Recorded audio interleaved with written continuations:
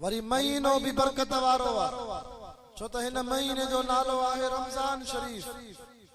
रमज़ान जे लफ्ज़ में ही कमाल आहे। ता तहकीक कयो त रमज़ान में अखर घणा 5 घणा अखर मूंसां ॻाल्हायो जल्दी ॻाल्हायो वरी मांखे कजले खान जे ॻोठ वञणो आहे हुते बि वाइज़ करणो आहे। घणा अखर 5। नंबर पहिरों रा, नंबर ॿियो मीम, नंबर 3 ज़ाद, नंबर 4 अलिफ, नंबर 5 नून। अल्लाह अकबर कबीरा मुसलमानों कुरान जा आशिको दीन जा परवानो। रमज़ान जो पहिरों अखर रात चवई त मोमिनो ही महीनो रहमत वारो महीनो थी। तॾहिं त मुंहिंजे रब साईं रमज़ान जो पहिरों ॾहाको तव्हां असांजे लाइ रहमत जो ॾहाको रखायो। ख़ैर सां गुज़री वियो। वरी ॿियो अखर मीम। इन मीम में इशारो आहे ॾेपरनि जे ॻोठ वारो अल्लाह तव्हांखे उहो भलारो महीनो थो ॾे। मीम थो चवे त मग़फ़िरत वारो महीनो थी। तॾहिं त 11 रोज़े खां वठी 20 रोज़े ताईं अल्लाह साईं रमज़ान में मोमिननि रोज़ेदारनि जी मग़फ़िरत कंदो आहे। वरी 3 अखर थी ज़ाद। इन ज़ाद में इशारो आहे त रमज़ान जो महीनो मोमिननि जे लाइ जन्नत जी ज़मानत जो महीनो आहे। तव्हांखे जन्नत जी ज़मानत खपे त हिन महीने जो क़दुरु कयो। आखिरी ॾहाको नबी सल्लल्लाहु अलैहि वसल्लम फरमायो जहन्नम जी आज़ादी आहे, जन्नत जी ज़मानत हिन ॾहाके में मिलंदी आहे। जंहिंजा बाक़ी वञी ख़ैर सां 4-5 ॾींहं बचा। रमज़ान जो अलिफ तो चवे हे उल्फत वारो महीनो आहे। जेको हिन महीने में रमज़ान जो क़दुरु करे, रोज़ा रखे, तरावियूं पढ़े, बा जमात सां नमाज़ पढ़े, कुरान जो ख़त्म कढे, अल्लाह के याद करे, इस्तग़फ़ार करे, अल्लाह उन सां उल्फत कंदो आहे यानी मोहब्बत कंदो आहे। रमज़ान जो नून तो चवे त रमज़ान शरीफ में जीअं बि चंड बीहंदो आहे वेंदे ईद जे चंड ताईं सॼो महीनो 24 कलाक मिंट मिंट में सेकंड सेकंड में सॼे रमज़ान में अल्लाह जी रहमत जो मोमिननि जे मथां नूर ई नूर वसंदो आहे। ॾाढा सुभान अल्लाह। रमज़ान में वॾा कम थिया। अल्लाह साईं आसमानी किताब ज़बूर ॾिनो हज़रत दाऊद अलैहिस्सलाम खे बि रमज़ान शरीफ में। हज़रत ईसा अलैहिस्सलाम खे रब साईं इंजील ॾिनो बि रमज़ान शरीफ में। आसमानी किताब इंजील। हज़रत मूसा अलैहिस्सलाम खे उम्मत जे लाइ जेको शरीयत जो किताब मिलियो तूर सीना जबल ते तोरे तो इहो बि रमज़ान शरीफ में। असांजे मदीने वारे साईं मुझे मिठे पाक मोहम्मद रसूलुल्लाह के ही पाक कुरान मिलियो भी रमज़ान शरीफ में। जंगे बदर लगी रमज़ान शरीफ में। अल्लाह साईं नबी सोने सरदार के मक्को पाक फतह करे ॾिनो भी रमज़ान शरीफ में। नबी सल्लल्लाहु अलैहि वसल्लम जी पहिरीं घरवारी अम्मा बीबी खदीजतुल कुबरा मोमिनन दी अम्बड़े औरतुन में सब को पहिरों कलमो पाण वारी अम्मा खदीजा जेका हसन हुसैन जी नानी थींदी आ। अम्मा बीबी फातिमा जी जीजल अम्बड़ थींदी आ। इहा भी बुरको मटाए वई रमज़ान शरीफ में। अम्मा साईं जी वफ़ात थी भी रमज़ान शरीफ में। वरी नबी साईं जी आखिरी घरवारी अम्मा बीबी आयशा सिद्दीका तैयबा ताहिरा हुमैरा जंहिंजे घर में जिब्रील भी 7 आसमान को अल्लाह जा सलाम खणी ईंदो। उहा मुंहिंजी अम्मा आयशा सिद्दीका जंहिंजे घर में जिब्रील भी 7 आसमान को कुरान खणी ईंदो। या बीबी आयशा साईं भी वफ़ात करे वई त रमज़ान शरीफ जी 17 तारीख़ ते। वरी हसन हुसैन जो बाबो तू असा जो मुर्शिद फातिह खैबर असदुल्लाहुल गालिब अम्मा बीबी बतूल जो शोहर हजरत अली करमुल्लाह वजो मुझो मुर्शिद अली साईं भी शहीद थियो त रमजान शरीफ में केड़ा कम थिया रमजान शरीफ में ताके खबर आ असा जमियत उलमा इस्लाम वारा सिद्दीक भी आयो फारूकी भी आयो असा उस्मानी भी आयो त हथ मथे करे जो असा हैदरी भी आयो सैयद जो अकीद वाज को मुर्शिद अली के न मने उन जे मुंह में लख लानत हो जे असा अली जे दरजा नौकर हो जेके हैदरी हो सुभान अल्लाह असा हसनी भी आयो त असा हुसैनी भी आयो तरीस असा जो शहीद अल्लामा खालिद महमूद रहमतुल्लाह अलैह वडे दर्द सा चोंदो हो हुसैन हाफिज हुसैन कारी हुसैन हक जो इमाम आहे पक्का पक्का हैदरी जो सुभान अल्लाह हुसैन हाफिज हुसैन कारी हुसैन हक जो इमाम आगे हुसैन गाजी पको नमाजी हुसैन जो आली मकाम आहे हुसैन तैयब हुसैन तागिरो हुसैन तैयब हुसैन तागिरो हुसैन जो प्यारो नाम आगे हुसैन नालो व अज़मतुन जो हुसैन उनवान व जुर्रतन जो हुसैन सरदार व जन्नतन जो हुसैन रहबर व मुजाहिदन हुसैन आलिम हुसैन काजी असा जो नखे सलाम आगे चितो हुसैन डोटो व मुस्तफा जो बेशक हुसैन डोटो व मुस्तफा जो हुसैन फरजंद व मुर्तजा जो अल्लाह हुसैन डोटो व मुस्तफा जो हुसैन फरजंद व मुर्तजा जो हुसैन बगदार व मोमिनन जो हुसैन मुर्शिद व मुवहिदन जो केंजो मुर्शिद मुशरिकन जो मुवहिद ताके खबर आ त मुवहिद शाके चबो जेको है नक ऐ पेशानी सजी हयाती अल्लाह जे तरफो सवा बे जे तरफ न झुका यो वडो मुवहिद मां त चंदो मुशरिकन के बाबा कुछ गैरत अदारो अल्लाह सही जेको ता असा जो जिस्म ठायो वा मां जे पेट में इयो भी रब सही तौहीद ते ठायो मिसाल तवा असा जो मां जे पेट में होया से त उसवा असा ना के ठाया डाडा गाला हो अल्लाह तबो अमड़ जीजल जे पेट में अल्लाह सही तवा असा जो अखियूं घणियूं ठायो जेके आहिन डाडा गाला ब कन शाबाश हथ पैर गोडा कुल्ला चप दंद दंद भी होशियारी दंद भी खुदा जी नेमत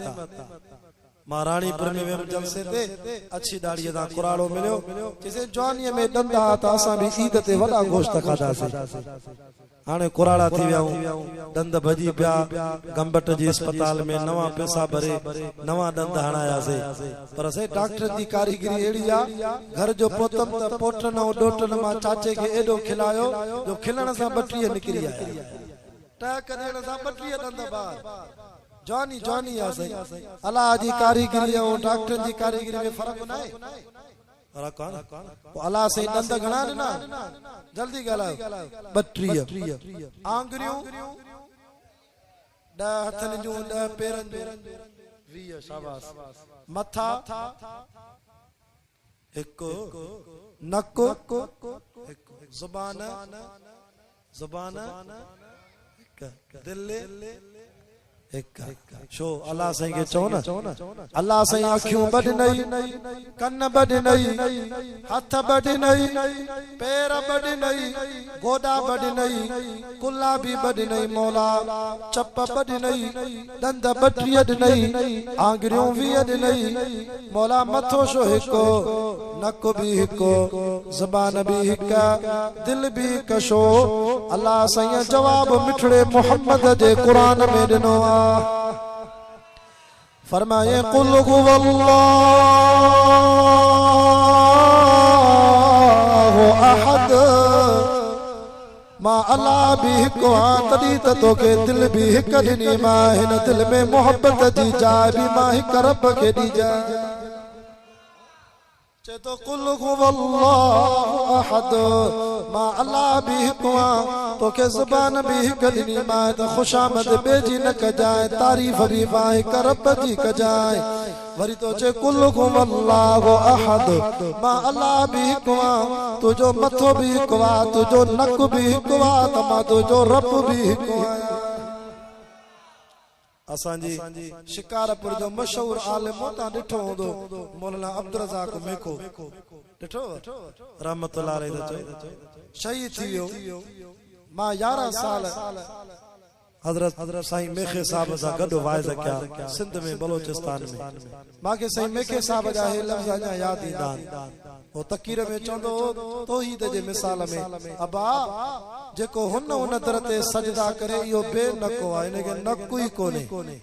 असां मुवहिदन जो हथ मथे करे जो नक भी हिकु आहे त असांजो रब भी हिकु आहे असां मरी वेंदासीं हिक जो दर न छॾींदासीं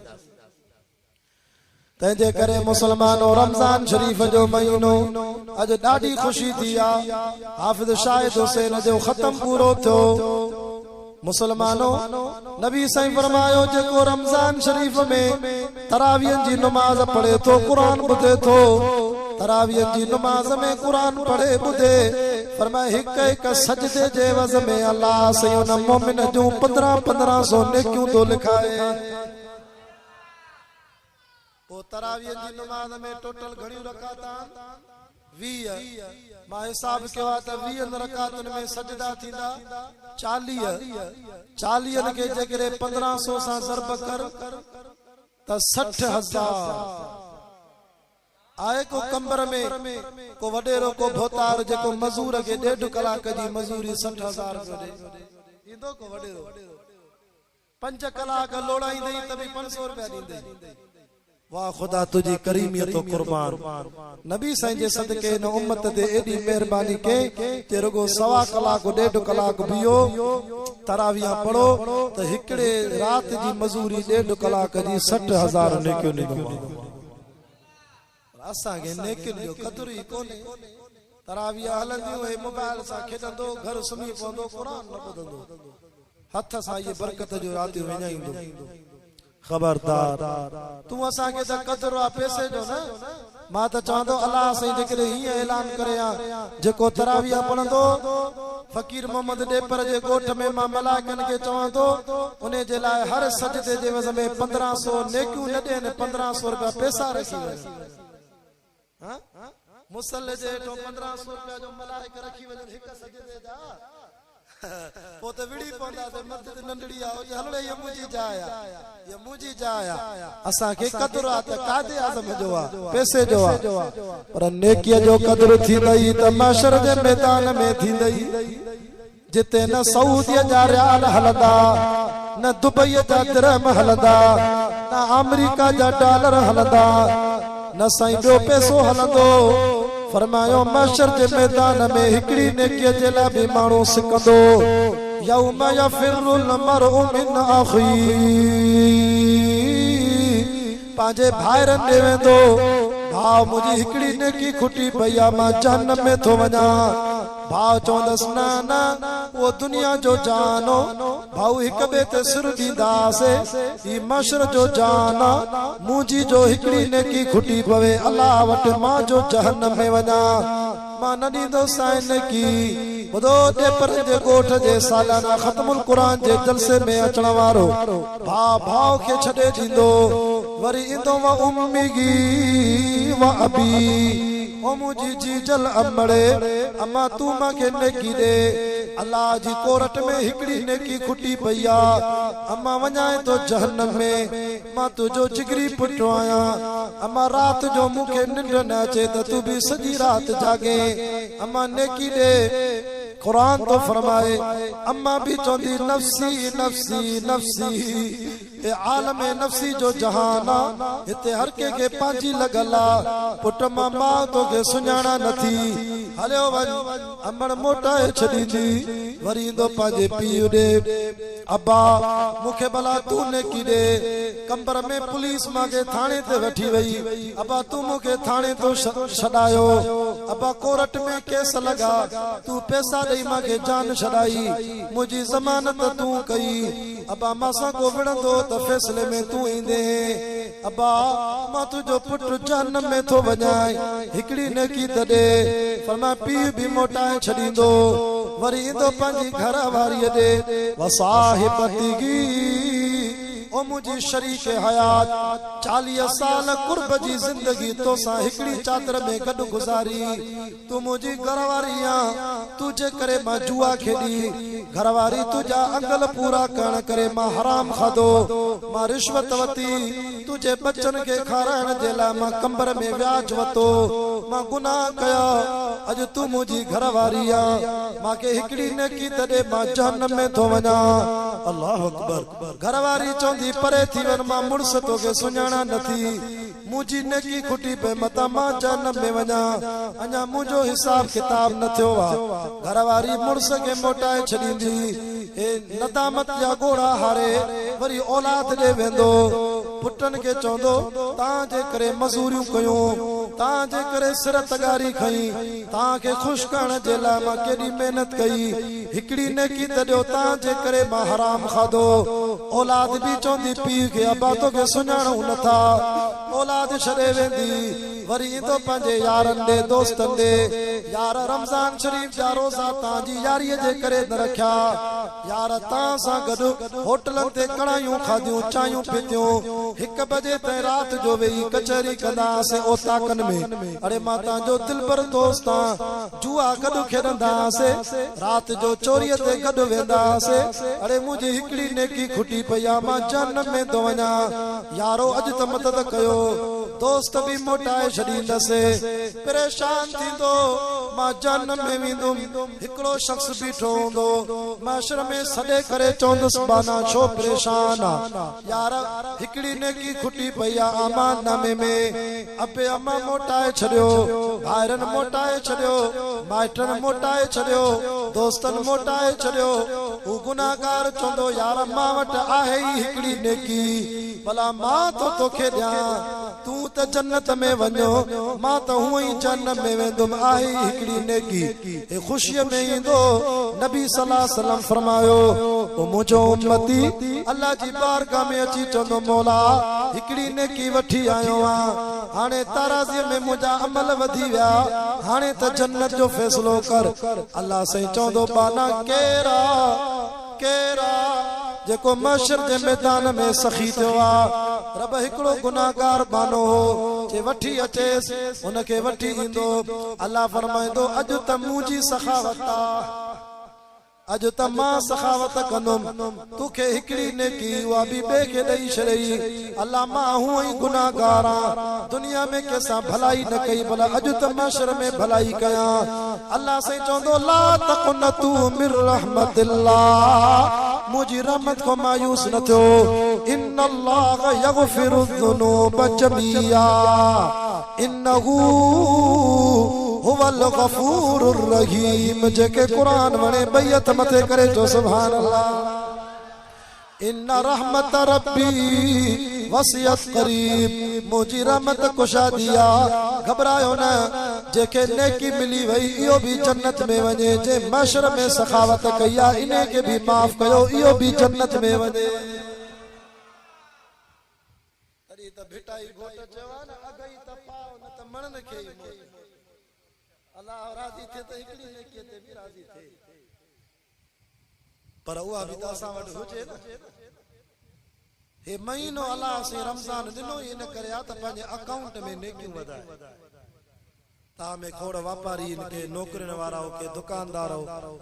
जी बैंक में असा अकाउंट खुलल न यूनाइटेड बैंक में नेशनल बैंक में एमसीबी बैंक में हबीब बैंक में मीजान बैंक में पो चेक खड़ी वेंदो आ पैसा कढाइंदो आ बैंक मां पो वरी पुछा कंदो आ अकाउंट में घणा पैसा पिया मैनेजर चवंदो थी 3 लाख पया थी तो छा चवंदो अल्लाह करे अञा वधन इहो फिक्र अथी त मुंहिंजा पैसा वधन पर रमज़ान में इहो बि त फिक्र कन न अल्लाह वटि जेका ताराज़ी आहे वॾी ॾुखी आहे जंहिंमें हिकिड़े पासे नेकियूं ॿिए पासे गुनाह पोइ रमज़ान में अल्लाह तुंहिंजे एॾियूं नेकियूं खणी आ त जीअं तुंहिंजी ताराज़ी मां रब जे आॾो भरिजी वञे त मां जन्नत ॾेई छॾे नेकिन वधाइण जो महीनो ॾेपरनि जे ॻोठ वारो तव्हां बि ख़तम कढिया असां बि क़ुरान जा ख़तम कढिया अल्हम्दुलिल्लाह मां पाण हाफ़िज़ आहियां हर साल ख़तम कढंदो आहियां मां 17 रमज़ान ते अम्मा आयशा साइण खे ख़तमो ॾेई पंहिंजो तरावीह जो ख़तम पूरो करे पोइ वाइज़ ते वेंदो आहियां अवल पांजो ख़तम मुझो वालिद साहब मौलाना सैयद अब्दुल गफूर शाह बुखारी अल्लाह बाबे जी उम्र में बरकत करे 16 साल असांजे इलाइके में बेर शरीफ में पढ़ी भी वियो पढ़ाए भी वियो हज़रत साईं बेर वारनि जे कदमनि में वेही बाबो मुझो 72 साल जो कोड़ो आ पर कुरान जा इश्क एडो तसे जो मां 2 सिपारा रोज तरावीह में पाण पढ़ाईंदो 2.5 सिपारा त जिया 17 तारीख ते खत्म पूरो ते 72 साल जो कोड़ो मुझो वालिद साहब भी कुरान ॿुधंदो यो कुरान सा इश्क असा वडे चंगा भला छोकरा नौजवान हाफिज ते कावड़ा वेठा हाफिज अज त कहर करे छड़े 1.5 सिपारो अज हाफिज एडो पढ़ाए हाफिज ते कावड़ छो तो करे तू त जवान आ हाफिज जे करे 3 सिपारा पढ़े भी तू भी कुरान ॿुधे अल्लाह जाने मसलो ईमान जो आ जवानी जो नाए पोड़ा भी बीहंता बिन सिपारन ते हाय हाय इश्क हो जे ना कुरान अल्लाह अकबर खबर थी मुझी अम्मा जी जल बीबी फातिमा तो ज़हरा हसन हुसैन जी अम्बड़े रमजान शरीफ में रात जो तहज्जुद में 7 सिपारा कुरान जा रब साईं के एक रकात में ॿुधाईंदी हसन हुसैन जी अम्बड़ अल्लाह अम्मा फातिमा जॾहिं हिक दफ़े सियारे जी रात हुई अल्लाह अकबर करे कुरान थी पढ़े तहज्जुद में कुरान पढ़ते पढ़ते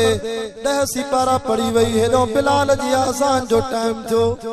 अल्लाह अकबर अम्मा फातिमा समझी वही तहज्जुद पूरो थियो जल्दी में नमाज पूरी करे सलाम वराए आसमान दे तके करे चेती मुंहिंजा अल्लाह सियारे जी रात एतरी नंढी छो कई थी मां फातिमा बरकत तहज्जुद भी पूरो नथी करे सघां मां ता को पुछां तो सियारे जी रात नंढी थींदी आ कि न वडी थींदी आ पर खातून जन्नत चेती रब इया भी नंढी आ जो मां बरकत नथी पढ़ी सघी अञा वधाया त अञा कुरान इश्क कुरान मुसलमानों तवा भी खत्म कढंदा अच तो सोने अली जो हाल वाल ॾियाए मुझो मुर्शिद अली की रमजान में कुरान पढ़दो हो अम्मा बीबी खातून जन्नत साइण बतूल रज़ी अल्लाह अन्हा फरमाए थी मुझो सोनो अली होयो त मिस्कीन पर सीने में कुरान जी दौलत हुयस मथे ते पटको असा सैयदन भी इन करे पटको पातो वा छो त मुझो मुर्शिद अली पिटके वारो न हो पटके वारो असा बुखारी सैयदन दाढ़ी इन करे रखी आ छो त करबला जे मैदान में जेको कुरान पढ़ंदे नमाज पढ़ंदे जवान शहीद थियो सैयदना इमाम हुसैन उन्हें जे चेहरे में भी 56 साल जी उम्र हुई जने शहीद थियो चेहरे में नाने मोहम्मद पाक जी सुन्नत दाढ़ी चमके पई अल्लाह मथे ते पटको चेहरे में दाढ़ी कुल्ले ते जुल्फकार तलवार सुबह जो टाइम रोजो रखी हजरत अली कादे सोनो अली तो चे फातिमा मजूरी करे चा बच्चन के रोजो आ मजूरी करे चा घर में कुछ खाइण जे ला कोने हजरत अली होयो मिस्कीन पर कंहिंजे दर ते हथ खणी न वेंदो चवंदो मेहनत मजूरी करे बच्चन के खाराई तुम के को सवाल न कंदो अली अली अली अली पान सखी हो बेन को न घुरंदो हजरत अली रज़ी अल्लाह अन्हु शेर खुदा तवज्जो कयो बाकी मुंहिंजा 15 मिनट बचान कलाक पूरो थींदो हजरत अली साईं शेर खुदा मथे ते पटको पाए सुबह जो घरों निकरे तो मजूरी जे लाए बीबी फातिमा ज़हरा वेझो आई शाद साथ हसन हुसैन जो बाबो अली घरों वने तो चपन ते कुरान तो शुरू करे चे तो बिस्मिल्लाहिर रहमानिर रहीम अल्हम्दुलिल्लाहि रब्बिल आलमीन अर्रहमानिर रहीम मालिक यौमिद्दीन इय्याका नअबुदु व इय्याका नस्तईन इहदिना सिरातल मुस्तकीम सिरातल लज़ीना अनअमता अलैहिम गैरिल मग़ज़ूबि अलैहिम वलद्दाल्लीन। चो सुब्हानल्लाह। वरी तो चे अलिफ लाम मीम ज़ालिकल किताबु ला रैब फ़ीहि हुदल लिल मुत्तक़ीन। मुसलमानों सुनो अली मदीने को बार मजूरी करे आयो शाम जो टाइम मा मदीने जी बाजार मो अटो वठी दरे घर तो अचे त बीबी साहबा के अटो दिया त रोजेदार जी मानी पचाए। सोनो अली घर जो आयो खातूने जन्नत वेझो आई मुर्स जी खिदमत में शाद से त अली जे चपन मोजरे घर मोटिया वा अञा घोड़े तो लथो नाए आवाज तो अचे कुल हुवल्लाहु अहद अल्लाहु समद लम यलिद व लम यूलद व लम यकुल लहू कुफुवन अहद। मुर्की करे बीबी फातिमा साइण थी फरमाए अली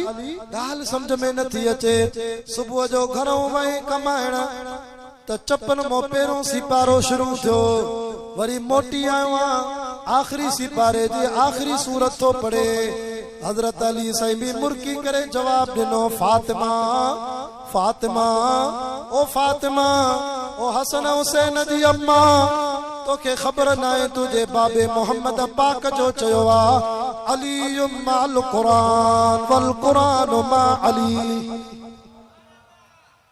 अली कुरान सां गॾु हूंदो आ कुरान अली सां गॾु हूंदो आ। फातिमा नबी संजा के उम्मती रमजान शरीफ में हिकड़ो खत्म कढंदा महीने में के वरी 20 डी खत्म कढंदा के 15 डी खत्म कढंदा के कुरान जा हाफिज 10 ॾींहनि में खत्म कढंदा के हफ्ते में खत्म कढंदा। असां जो जेको इमाम हो इमाम आज़म अबू हनीफ हो सचो रहमतुल्लाह अलैह असां जे हनफी मसलक जो इमाम इने जे बारे में किताब लिखंदा एडो कुरान सा इश्क जो रमजान शरीफ में रोजो रखी असर जो कुरान शुरू कंदो सुबह जी नमाज पढ़ी त सिजल थे जे आज़ान ते सजो कुरान पढ़ी वेंदो वरी सिजल ते जो रोजो खोले वरी जो कुरान पढ़े त सुबह जी आज़ान ते सजो कुरान पढ़ी वने। हिकु ॾींहं जो खत्म हिकु रात जो खत्म वरी हिकु तरावियन में माना 61 कुरान जा खत्म कढंदो पर हजरत अली बीबी फातिमा के चवे थो अली दो चे साइण फातिमा के तोखे खबर आ मां अली की कुरान पढ़दो आ सुबह जो घोड़े ते चढ़ी कुरान शुरू कंदो आ सजो दी कुरान पढ़ा मजूरी कया भी कुरान पढ़ा वरी शाम जो घर अचा त 7 कलाकन में मां सोनो अली सजो कुरान पढ़ी वञा। घणन कलाकन में 7 कलाकन में 7 मंजिलूं कुरान में हजरत अली जे जेको घणो पढ़दो आ त उन जे चपन जो कुरान भी घणो हलंदो। हजरत अली ते तो मुके एडी जुबान ते कुरान जी रवांगी जो मां 7 कलाकन में सजो खत्म करो। अज भी असां जे उलमाए देवबंद जे मदारिस में असां ता के कुरान जा कारी ॾेखारींदासीं। असां जे शिकारपुर जो मशहूर कारी आ त किन ॾिठो भी हूंदो किन ॿुधो भी हूंदो साईं कारी मोहम्मद आलिम जो भी उस्ताद हजरत साईं कारी मोहम्मद अली मदनी शिकारपुर वारो कारी साहब जवानी हुंदी त रमजान में 3 खत्म पढ़ाईंदो हो हिकु सऊदी अरब में ॿियो कराची जे बिनोरी टाउन मदरसे में वरी 3 खत्म शिकारपुर में अखिन को माज़ूर एडो कुरान पढ़े मिठो जो कारी साहब जो केस्टू हलंदियो एक कैसेट कलाक जी जंहिंमें 3 सिपारा 10 केस्टन में खत्म पूरो माना 10 टके जी 10 कलाक में कारी मोहम्मद अली मदनी जमीयत उलमा इस्लाम जो हीरो भी सोने अली जो नौकर 10 कलाक में सजो कुरान पढ़े। छो त सचा हेतिरी आहियूं न असांजे सीने में क़ुर तंहिंजे करे रमज़ान महिमान महीनो थी मोकिलाए वेंदे ख़बर ई न पवंदी बाक़ी वञी 4-5 ॾींहं अलाए छा हयाती ॿीहर रमज़ान नसीब थिए अलाए न थिए नबी सल्लल्लाहु अलैहि वसल्लम फरमायो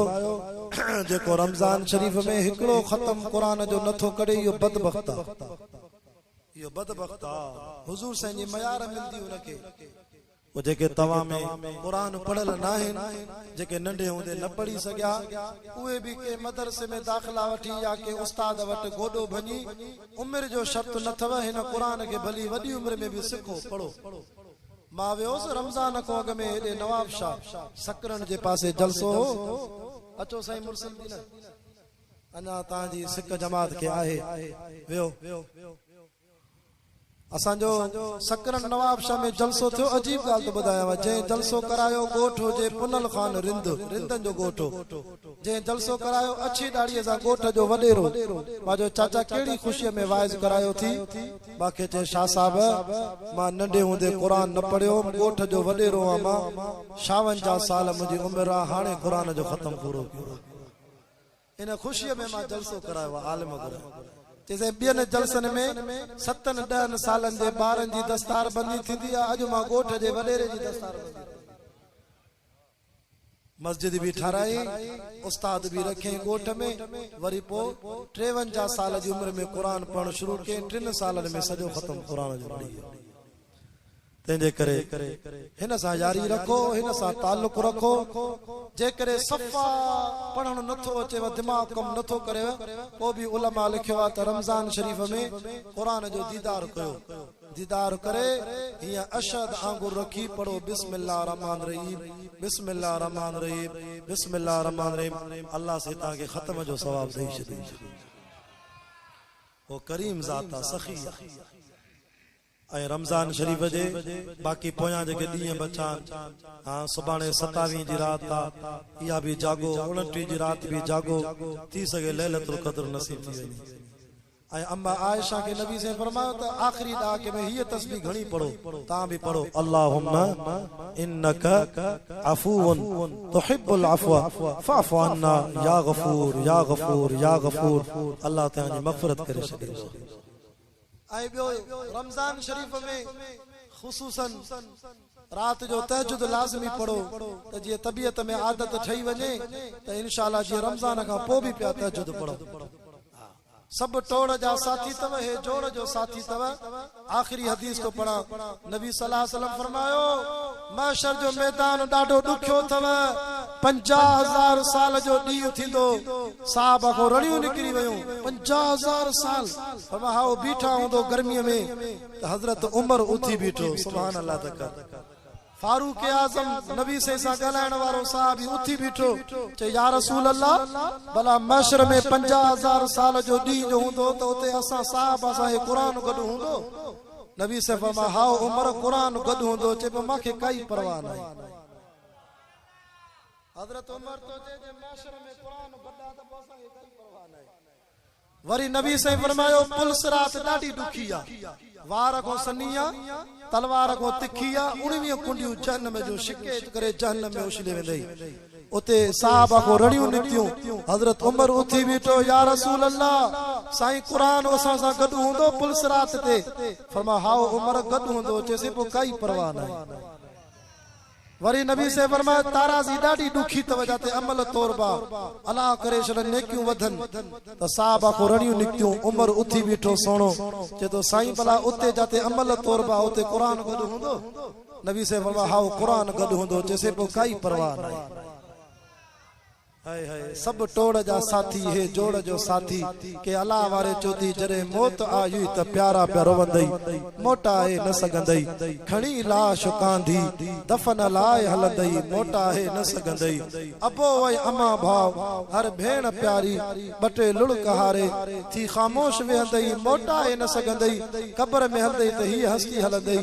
हे तुझे मूंसा यारी रखो कुरान पढ़ण वारन जो कदर कर मदरसन मस्जिदन के आबाद कर मा तो सा कब्र में भी गड्डू पुलिस रात से भी गड्डू इंशाल्लाह तो के जन्नत जे दर ते भी हस्ती छड़े